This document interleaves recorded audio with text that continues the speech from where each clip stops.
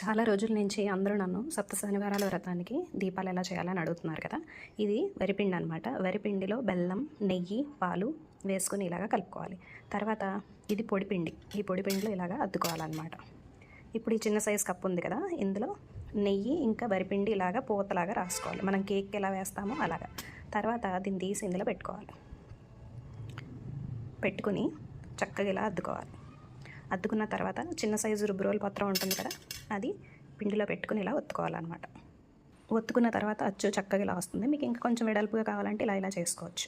Okay, తర్వాత దీన్ని ఇలా బోర్లించేస్తే అలాగే మనకి పిండి దీపం అనేది వచ్చేస్తుంది అనమాట. చాలా ఈజీ. చూసారు కదా ఎంత బాగుందో. సో ఎవరైనా ఆఫీసెస్కి వెళ్ళాలి అనుకునే వాళ్ళు ముందు రోజు నైట్ ఇలా చేసి పెట్టుకోవచ్చు. లేదు మీకు టైం ఉందంటే అప్పటికప్పుడు కూడా చేసి పెట్టుకోవచ్చు. ఇలా బాగా వస్తుంది షేప్. ఫస్ట్ అన్నీ ఒకటే సైజు పిండి ముద్దలు తీసుకోవాలండి. పిండి ముద్దలు తీసుకుని పొడి పిండిలో అద్దుకుంటే ఏమవుతుందంటే అచ్చు ఈజీగా ఊడి వచ్చేస్తుంది గ్లాస్లో నుంచి ఇలాగా. ఓకే, ఇంతేనండి, చాలా సింపుల్గా చేసేసుకోవచ్చు. ఇలా సింపుల్గా 7 పిండి దీపాలు 15 నిమిషాల్లో చక్కగా తయారు చేసుకోవచ్చండి. ఈ సింపుల్ ట్రిక్ తోటి ట్రై చేసి చూడండి. Okay, thank you all.